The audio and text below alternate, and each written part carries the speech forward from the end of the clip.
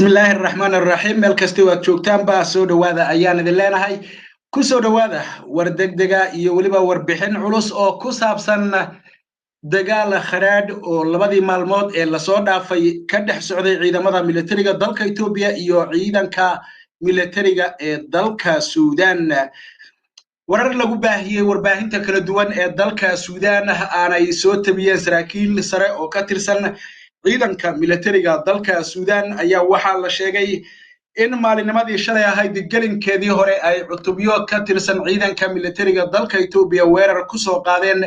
ciidamada dalka Suudaan ee ku sugan jiida hore ee dagaalka labadaasi dal ka dhex aloosan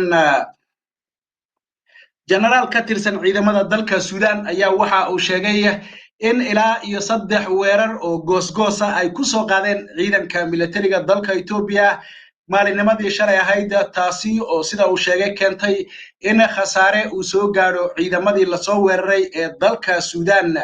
ciidamada dalka Suudaan kadib weerarkaasi waxa ay sameeyeen sida uu sheegay generalkaasi la hadlay warbaahinta dalka Suudaan magaciisana aan baahinin in ay iska caabin xoog leh kala hortagaan guluf ballaaran oo ay ku soo qaadeen ciidamada dalka Itoobiya sida uu sheegay generalkaasi ciidamada militariga ee dalka Suudaan ayaa wixii xilligaasi ka dambeeyay dhankooda waxa ay isu diyaariyeen amaba ay u diyaar garoobeen weerar rogaal celisa oo sida uu sheegay ay ku doonayeen in ay kaga jawaabaan ciidamada dalkaasi Itoobiya weerarkii ay soo qaadeen sida uu sheegay amaba lagu baahiyay warbaahinta kala duwan ee dalkaasi Suudaan ee soo xiganaysa saraakiisha militari ciidamada dalkaasi Suudaan ayaa subaxnimadii hore ee saaka waxa weerar ay ku ekeeyeen fariisimadii ciidamada dalka Itoobiya ay duulaanka ka soo qaadeen waxaana ka dhacay halkaasi dagaal kharaad oo ay gacanta isula tageen ciidamada dalka Suudaan iyo Itoobiya aakhirkiina sida ay sheegeen warbaahinta dalkaasi Suudaan ee soo xiganaysa saraakiisha militari ee jiida hore ee dagaalka ku jirtay waxa cagta la mariyay ciidankii militariga dalka Itoobiya sida la sheegay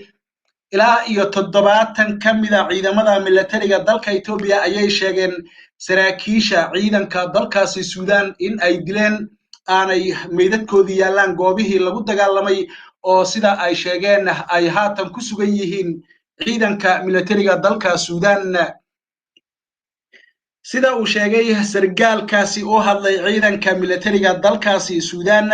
ee isagu magaciisa ka gaabsaday ciidanka militariga dalka Suudaan waxa ay la wareegeen ilaa iyo 3 tuulo oo kamida deegaamada dhaca xuduudda dhinaca gudaha ee dalka Itoobiya sida uu sheegayna dhulkaasi waxa qayb uu ka ahaa dhul ka maqnaa dalka Suudaan balse haatan ay ku sugnaayeen ciidamada militariga ee dalka Itoobiya waxa uu sheegay sargaalkaasi in ay qabsadeen saldhiggii ugu weynaa ee ciidanka militariga dalka Itoobiya aagaasi ay ku lahaayeen gaar ahaan waxa uu sheegay in ay saldhiggaasi ku lahaayeen ciidanka dalka Itoobiya tuulada loo yaqaano Braka Nuri oo hoos tagta degmada ama deegaanka Qurayshi oo sida uu sheegay kamid ahaa dhulkii hore gacanta dalka Itoobiya ugu jiray haatanna ay soo ceshadeen ciidanka militariga ee dalka Suudaan dagaalka ka dhex socda labada dawladood ciidamadooda ayaa sida ay sheegayaan warbaahinta kala duwan ee dalkaasi Suudaan oo iyagu ah kuwa sida rasmiga ah dagaalkaasi u tabinaya waxa uu soo gaaray ilaa iyo caawa saacada bariga Afrika markii ay ahayd 9kii caweysinimo kadib markii dagaalku uu bilowday xilligii salaada subax ee maalinimadii maanta ahayd waxaana uu noqonayaa mid kamida dagaaladii ugu kharaara dalalka Itoobiya iyo Suudaan oo indhowaalaba xurguf colaadeedii ay ka dhex aloosnay taasi oo ku aadan amaba ku saabsan dhulka ay ku muransan yihiin labada dal oo mid waliba uu milkiyada dhulkaasi isagu sheeganayo ciidamada dalka Suudaan saraakiisha hogaaminaysa sheegashadooda marka laga yimaado si rasmi ah dawladda dalkaasi Suudaan oogama aanay hadlin balse saraakiisha ayaa waxa ay la xiriireen warbaahinta kala duwan ee dalka Suudaan gaar ahaan telefishinka Al-Hadath iyo waliba shabakada wararka ee loo yaqaano Suudaan Post iyo sidoo kale shabakadaha kale ee madaxa bannaan ee dalka Suudaan kuwaasi oo muujiyay guul ballaaran oo ay gaadheen ciidamada Suudaan kadib dagaal khadhaadh oo maalinnimadii maanta ahayd ku dhex maray deegaamada dhaca xuduudda dalalka Itoobiya iyo Suudaan oo in dhowaalaba muran uu ka taagnaa. dhinaca kale dowladda dalka Itoobiya ayaan ciidankeeda iyo weliba siyaasiyiinteeda midnaba aanay ka hadlin dagaalkan la sheegay in gelinkii hore ee maalinnimadii shalay ahayd ay qaadeen cutubyo ka tirsan ciidanka militariga dalkaasi Itoobiya kuwaasi oo weeraray 3 fadhiisin oo ka mid ah fadhiisimada ay ciidanka militariga Suudaan ku leeyihiin deegaamada dhaca xuduudda labada dal ay wadaagaan, taasi oo ay ka dhalatay weerar ballaaran oo ay saqbarkii xalay soo qaadeen ciidanka militariga dalka Suudaan kuwaasi oo sheegay inay qabsadeen saldhiggii ugu weynaa ee ciidanka militariga dalka Itoobiya ee ku yaalay deegaanka amaba meel aan ka fogeyn degmada Al-Qurayshi gaar ahaan Barakanuura halka lagu magacaabo, halkaasi oo ay sheegeen saraakiisha ciidanka militariga dalka Suudaan in uu ahaa mid ka mid ah saldhigyadii ugu weynaa ee ay ku sugnaayeen ciidamada militariga dalkaasi Itoobiya. marka laga yimaado sheegashadaasi iyo weliba khasaaraha ay sheegeen in ay gaarsiiyeen ciidanka Suudaaniyiintu ciidanka dalkaasi Itoobiya ayaa waxaa jira war laga helayo ila madax bannaan oo ku sugan aagga dagaalku uu ka dhacay oo xaqiijinaya in labada dhinacba uu soo gaaray khasaare lixaad leh sidoo kalena lagu gubay gaadiid dagaal iyada oo labada ciidan dagaalkoodu uu soo gaaray fiidnimadii caawa. goobjooge la hadlay warbaahinta madaxa bannaan ee Al-Hadath ayaa waxa uu sheegay in labada dhinacba uu soo gaaray khasaare dhimasho dhaawac iyo weliba burbur hantiyeed isugu jira, balse sida uu sheegay goobjoogahaasi aanay suuragal ahayn in ay tagaan goobihii uu dagaalku ka dhacay maadaama gobolku uu isugu dhacay labada ciidan sidoo kalena aaggaasi aanu ahayn aag ammaana balse ay la socdaan khasaaraha kala duwan ee labada dhinac soo gaadhay oo dhinac walba uu baaxadiisa leeyahay waa sida ay sheegeen. marka laga yimaado ilahaasi madaxa bannaan sidoo kale dowladuhu kama aanay hadlin, balse ra'iisul wasaaraha dalka Itoobiya Abiy Ahmed Ali bartiisa Facebook ayaa maalin ka hor waxaa la soo dhigay in dowladda dalka Itoobiya gebi ahaanba uu ka dhammaaday dulqaadka iyo weliba samirkii ay u muujinaysay dowladda Suudaan oo lagu eedeeyay in ay gudaha dalka Itoobiya ku soo gashay si gardarro ah aanay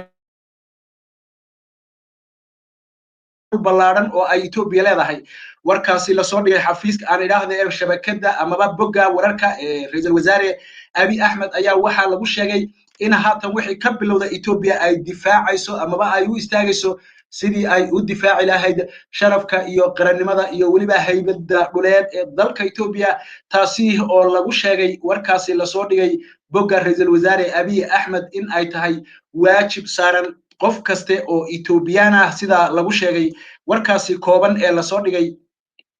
bogga ra'iisul wasaare Abiy Ahmed Ali oo isaga ilaa iyo haatan aan si rasmi ah uga soo muuqanin saxaafadda kala duwan ee dalkaasi Itoobiya. dowladda dalkaasi Suudaan ayaa dhinaceeda waxa ay ku doodaysaa dhulkan ay qabsatay in ay iyadu leedahay, halka dowladda dalkaasi Itoobiya wasaaraddeeda arrimaha dibadda afhayeenka lagu magacaabo Dina Mufti ee u hadlana uu sheegay in gebi ahaanba Itoobiya ay xidhay albaabadii wada hadallada tan iyo inta taaka ka mida ciidda dalka Itoobiya ay ciidamada Suudaan ku sugan yihiin, waxaana Dina Mufti uu ku hanjabay in ay qaadi doonaan tallaabooyin ay cashar oogu dhigi doonaan cadowga dalkaasi Itoobiya. waa sida uu sheegay Dina Mufti oo isagu u hadla wasaaradda arrimaha dibadda ee dalkaasi Suudaan aan idhaahdo Itoobiya.